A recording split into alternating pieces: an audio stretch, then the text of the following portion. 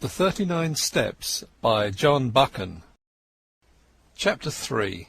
The Adventure of the Literary Innkeeper. I had a solemn time travelling north that day. It was fine May weather, with the hawthorn flowering on every edge, and I asked myself why, when I was still a free man, I had stayed on in London, and not got the good of this heavenly country. I didn't dare face the restaurant car, but I got a luncheon basket at Leeds and shared it with the fat woman. Also I got the morning's papers, with news about starters for the Derby and the beginning of the cricket season, and some paragraphs about how Balkan affairs were settling down and a British squadron was going to Kiel. When I had done with them, I got out Scudder's little black pocket-book and studied it. It was pretty well filled with jottings, chiefly figures, though now and then a name was printed in. For example, I found the word Hofgaard, Luneville, and avocado pretty often, and especially the word Pavia. Now, I was certain that Scudder never did anything without a reason, and I was pretty sure that there was a cipher in all this. That is a subject which has always interested me, and I did a bit of it myself once as intelligence officer at Delagoa Bay during the Boer War. I have a head for things like chess and puzzles, and I used to reckon myself pretty good at finding out ciphers. This one looked like the numerical kind, where sets of figures corresponded to the letters of the alphabet. But any fairly shrewd man can find the clue to that sort after an hour or two's work, and I didn't think Scudder would have been content with anything so easy. So I fastened on the printed words, for you can make a pretty good numerical cipher if you have a keyword which gives you the sequence of the letters. I tried for hours, but none of the words answered. Then I fell asleep and woke at Dumfries just in time to bundle out and get into the slow Galloway train. There was a man on the platform whose looks I didn't like, but he never glanced at me, and when I caught sight of myself in the mirror of an automatic machine, I didn't wonder. With my brown face, my old tweeds, and my slouch, I was the very model of one of the hill farmers who were crowding into the third-class carriages.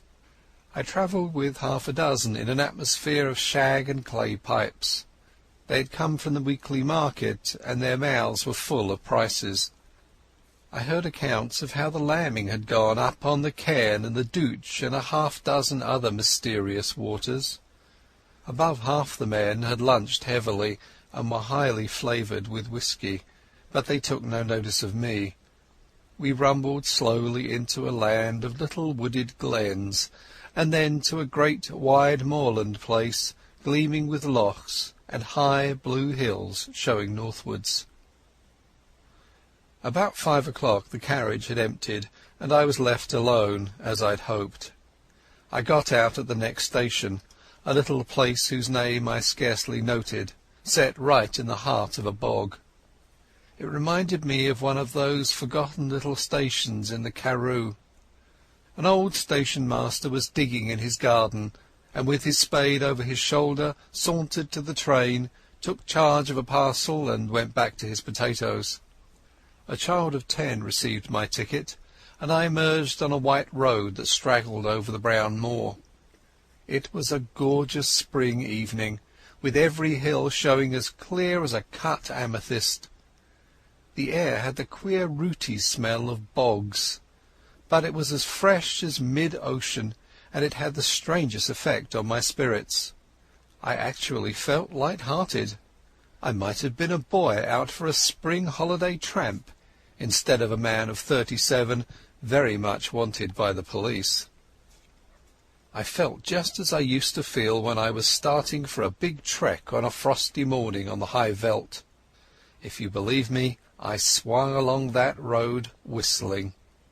There was no plan of campaign in my head, only just to go on and on in this blessed, honest-smelling hill country, for every mile put me in better humour with myself.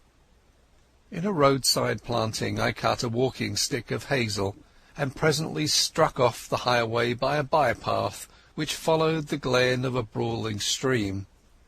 I reckoned that I was still far ahead of any pursuit, and for that night might please myself.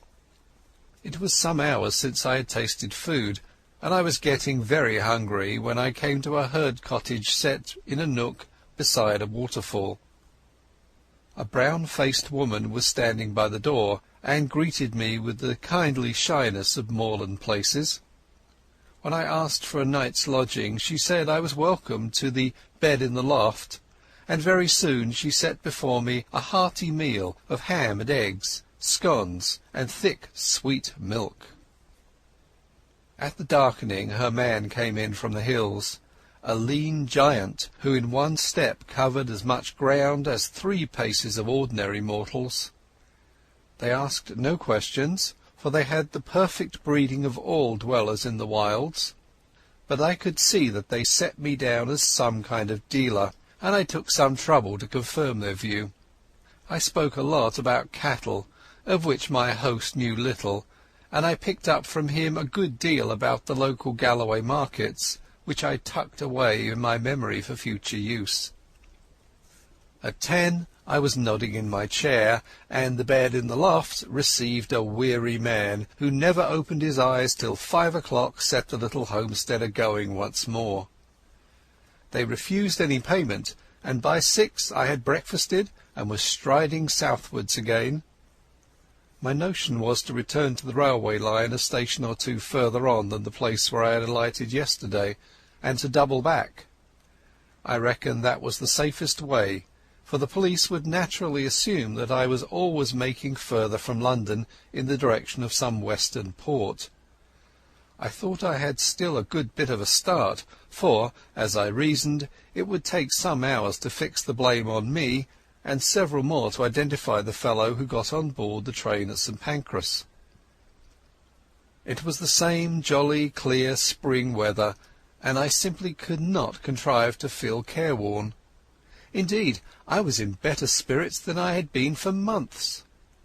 Over the long ridge of moorland I took my road, skirting the side of a high hill which the herd had called Cairnsmore of Fleet. Nestling curlews and plovers were crying everywhere, and the links of green pasture by the streams were dotted with young lambs. All the slackness of the past months was slipping from my bones, and I stepped out like a 4-year-old. By and by I came to a swell of moorland, which dipped to the vale of a little river, and a mile away in the heather I saw the smoke of a train. The station, when I reached it, proved to be ideal for my purpose. The moor surged up around it, and left room only for the single line, a slender siding, a waiting-room, an office, the station-master's cottage, and a tiny yard of gooseberries and sweet william. There seemed no road to it from anywhere, and to increase the desolation the waves of a tarn lapped on their grey granite beach half a mile away. I waited in the deep heather till I saw the smoke of an east-going train on the horizon. Then I approached the tiny booking-office and took a ticket for Dumfries. The only occupants of the carriage were an old shepherd and his dog, a wall-eyed brute that I mistrusted. The man was asleep, and on the cushions beside him was that morning's Scotsman. Eagerly I seized on it, for I fancied it would tell me something. There were 2 columns about the Portland Place murder, as it was called. My man Paddock had given the alarm, and had the milkman arrested. Poor devil! It looked as if the latter had earned his sovereign hardly. But for me he had been cheap at the price, for he seemed to have occupied the police the better part of a day. In the stop-press news I found a further instalment of the story. The milkman had been released, I read, and the true criminal, about whose identity the police were reticent, was believed to have got away from London by one of the northern lines. There was a short note about me as the owner of the flat. I guessed the police had stuck in that as a clumsy contrivance to persuade me that I was unsuspected. There was nothing else in the paper, Nothing about foreign politics or Karolides, or the things that had interested Scudder. I laid it down, and found that we were approaching the station at which I had got out yesterday. The potato-digging station-master had been gingered up into some activity, for the west-going train was waiting to let us pass, and from it had descended 3 men who were asking him questions.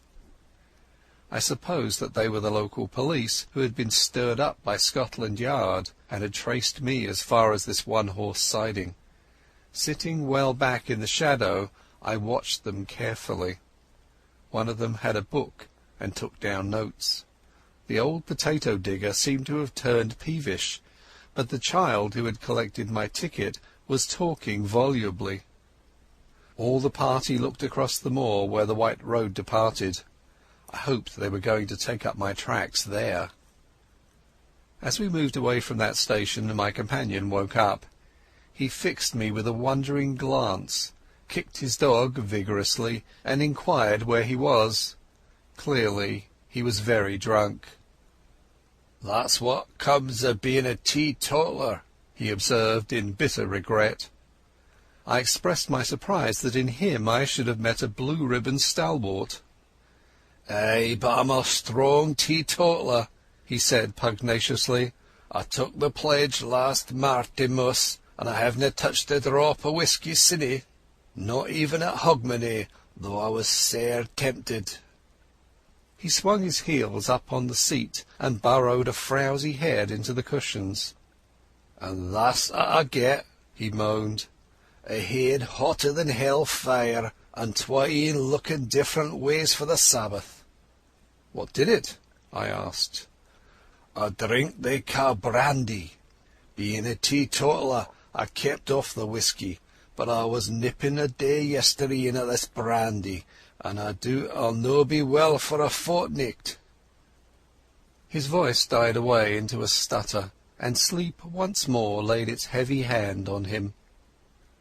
My plan had been to get out at some station down the line, but the train suddenly gave me a better chance, for it came to a standstill at the end of a culvert which spanned a brawling porter-coloured river. I looked out and saw that every carriage window was closed, and no human figure appeared on the landscape. So I opened the door and dropped quickly into the tangle of hazels which edged the line. It would have been all right but for that infernal dog. Under the impression that I was decamping with its master's belongings, it started to bark, and all but got me by the trousers. This woke up the herd, who stood bawling at the carriage door in the belief that I had committed suicide. I crawled through the thicket, reached the edge of the stream, and in cover of the bushes put 100 yards or so behind me. Then from my shelter I peered back, and saw that the guard and several passengers gathered round the open carriage door and stared in my direction. I could not have made a more public departure if I had left with a bugler and a brass band. Happily the drunken herd provided a diversion. He and his dog, which was attached by a rope to his waist, suddenly cascaded out of the carriage, landed on their heads on the track, and rolled some way down the bank towards the water. In the rescue which followed, the dog bit somebody, for I could hear the sound of hard swearing. Presently they had forgotten me, and when, after a quarter of a mile's crawl, I ventured to look back, the train had started again and was vanishing in the cutting. I was in a wide semicircle of moorland, with the brown river as radius and the high hills forming the northern circumference. There was not a sign or sound of a human being, only the plashing water and the odd interminable crying of curlews. Yet, oddly enough, for the first time I felt the terror of the hunted on me. It was not the police that I thought of, but the other folk who knew that I knew Scudder's secret, and dared not let me live. I was certain that they would pursue me with a keenness and vigilance unknown to the British law, and that once their grip closed on me I should find no mercy. I looked back, and there was nothing in the landscape. The sun glinted on the metals of the line and the wet stones in the stream, and you could not have found a more peaceful sight in the world. Nevertheless, I started to run. Crouching low in the runnels of the bog, I ran till the sweat blinded my eyes. The mood did not leave me till I had reached the rim of mountain and flung myself panting on a ridge high above the young waters of the brown river. From my vantage ground I could scan the whole moor right away to the railway line and to the south of it, where the green fields took the place of heather. I have eyes like a hawk, but I could see nothing moving in the whole countryside. Then I looked east, beyond the ridge, and saw a new kind of landscape, shallow green valleys with plentiful fir plantations, and the faint lines of dust which spoke of high roads. Last of all I looked into the blue May sky, and there I saw that which set my pulses racing. Low down in the south a monoplane was climbing into the heavens. I was certain, as if I had been told, that that aeroplane was looking for me, and that it did not belong to the police. For an hour or two I watched it from a pit of heather. It flew low along the hilltops, and then in narrow circles back over the valley up which I had come. Then it seemed to change its mind, rose to a great height, and flew away back to the south. I did not like this espionage from the air, and I began to think less well of the countryside I had chosen for a refuge. These heather hills were no sort of cover if my enemies were in the sky, and I must find a different kind of sanctuary. I looked with more satisfaction to the green country beyond the ridge, for there I should find woods and stone houses. About 6 in the evening I came out of the moorland to a white ribbon of road which wound up the narrow vale of a lowland stream. As I followed it, fields gave place to bent, the glen became a plateau, and presently I had reached a kind of pass where a solitary house smoked in the twilight. The road swung over a bridge, and leaning on the parapet was a man. He was smoking a long clay pipe and studying the water with spectacled eyes. In his left hand was a small book with a finger marking the place. Slowly he repeated, "As when a griffin through the wilderness, with winged step o'er hill and moory dale, pursues the Arimaspian." He jumped round as my step rung on the keystone, and I saw a pleasant, sunburnt, boyish face. "Good evening to you," he said gravely. "It's a fine night for the road." The smell of wood smoke and of some savoury roast floated to me from the house. "Is that place an inn?" I asked. "At your service," he said politely. "I am the landlord, sir, and I hope you will stay the night, for, to tell you the truth, I have had no company for a week." I pulled myself up on the parapet of the bridge and filled my pipe. I began to detect an ally. "You're young to be an innkeeper," I said. "My father died a year ago, and left me the business. I lived there with my grandmother. It's a slow job for a young man, and it wasn't my choice of a profession." "Which was?" He actually blushed. "I want to write books," he said. "And what better chance could you ask?" I cried. "Man, I've often thought that an innkeeper would make the best storyteller in the world." "Not now," he said eagerly. "Maybe in the old days, when you had pilgrims and ballad-makers and highwaymen and mail-coaches on the road, but not now. Nothing comes here but motor-cars full of fat women who stop for lunch, or a fisherman or two in the spring, and the shooting tenant in August. There's not much material to be got out of that. I want to see life, to travel the world, and write things like Kipling and Conrad. The most I've done yet is to get some verses printed in Chambers' Journal." I looked at the inn, standing golden in the sunset against the wine-red hills. "I've knocked a bit about the world, and I wouldn't despise such a hermitage. Do you think that adventure is found only in the tropics or among gentry in red shirts? Maybe you're rubbing shoulders with it at this moment."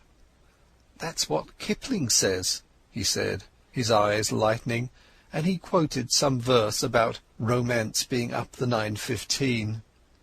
"Here's a true tale for you, then," I cried, "and a month's hence you can make a novel out of it."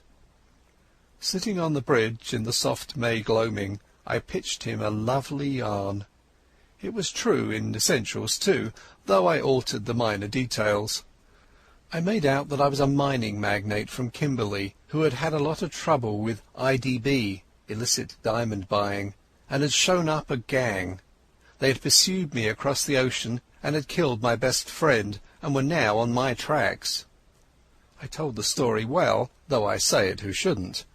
I pictured a flight across the Kalahari to German Africa, the crackling, parching days, the wonderful blue velvet nights. I described an attack on my life on the voyage home, and I made a really horrid affair of the Portland Place murder. "You're looking for adventure?" I cried. "Well, you've found it here. The devils are after me, and the police are after them. It's a race that I mean to win." "By God!" he whispered, drawing his breath in sharply. "It is all pure Rider Haggard and Conan Doyle." "You believe me," I said gratefully. "Of course I do," and he held out his hand. "I believe everything out of the common. The only thing to distrust is the normal." He was very young, but he was the man for my money. "I think they're off my track for the moment, but I must lie close for a couple of days. Can you take me in?" He caught my elbow in his eagerness and drew me toward the house. "You can lie as snug here as if you were in a moss-hole. I'll see that nobody blabs either. And you'll give me some more material about your adventures?" As I entered the inn porch I heard from far off the beat of an engine. There, silhouetted against the dusky west, was my friend, the monoplane. He gave me a room at the back of the house with a fine outlook over the plateau, and made me free of his own study, which was stacked with cheap editions of his favourite authors. I never saw the grandmother, so I guessed she was bedridden. An old woman named Margit brought me my meals, and the innkeeper was around me at all hours. I wanted some time to myself, so I invented a job for him. He had a motor bicycle, and I set him off next morning for the daily paper, which usually arrived with the post in the late afternoon. I told him to keep his eyes skinned, and to make note of any strange figures he saw, keeping a special sharp lookout for motors and aeroplanes. Then I sat down in real earnest to Scudder's notebook.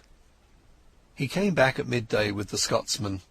There was nothing in it except some further evidence of Paddock and the milkman, and a repetition of yesterday's statement that the murderer had gone north. But there was a long article, reprinted from the Times, about Karolides and the state of affairs in the Balkans, though there was no mention of any visit to England. I got rid of the innkeeper for the afternoon, for I was getting very warm in my search for the cipher. As I told you, it was a numerical cipher, and by an elaborate system of experiments I had pretty well discovered what were the nulls and stops.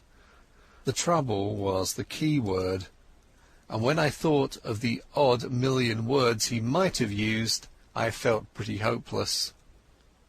But about 3 o'clock I had a sudden inspiration.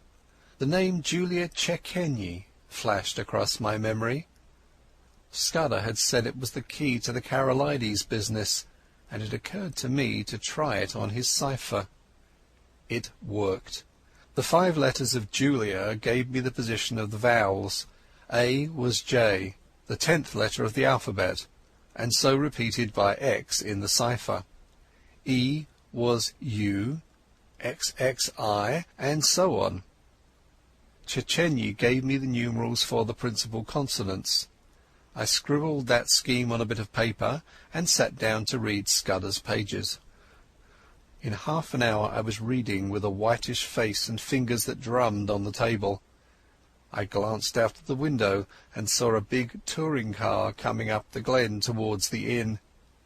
It drew up at the door, and there was the sound of people alighting.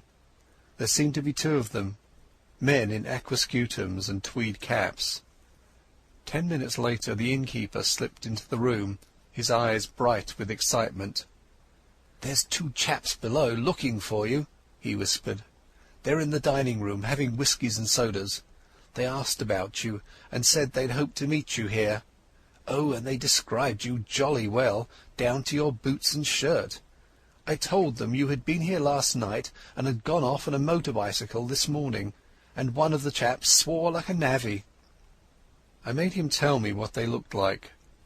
One was a dark-eyed, thin fellow with bushy eyebrows, and the other was always smiling and lisped in his talk. Neither was any kind of foreigner.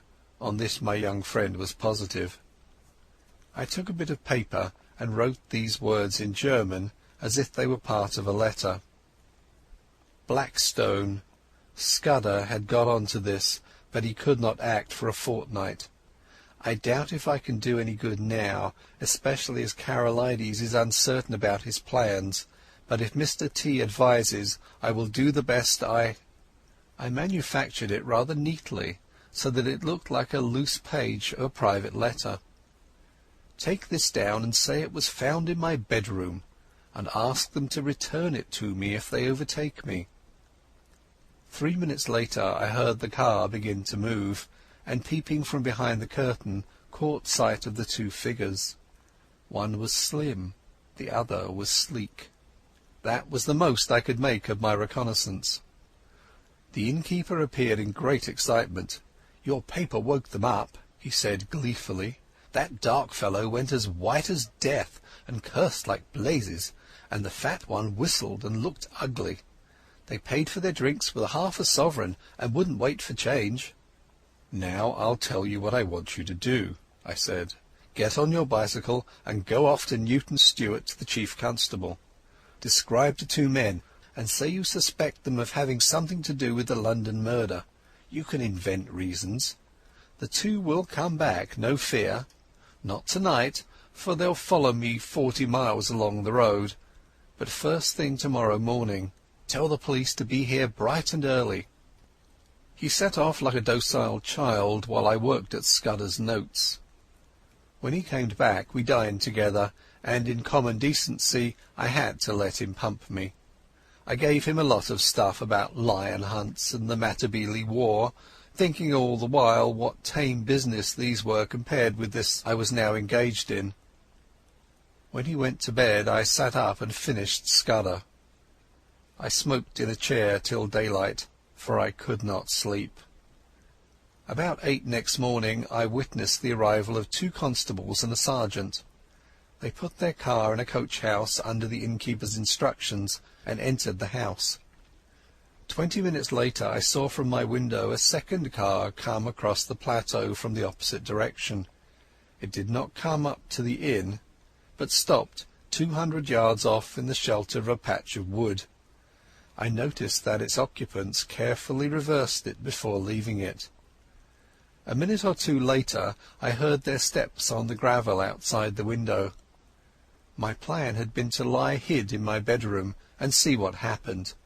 I had a notion that if I could bring the police and my other more dangerous pursuers together, something might work out of it to my advantage. But now I had a better idea. I scribbled a line of thanks to my host, opened the window, and dropped quietly into a gooseberry bush.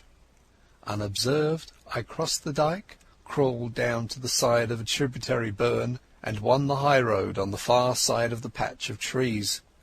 There stood the car, very spick and span in the morning sunlight, but with the dust on her which told of a long journey. I started her, jumped into the chauffeur's seat, and stole gently out onto the plateau. Almost at once the road dipped, so that I lost sight of the inn, but the wind seemed to bring me the sound of angry voices. End of chapter 3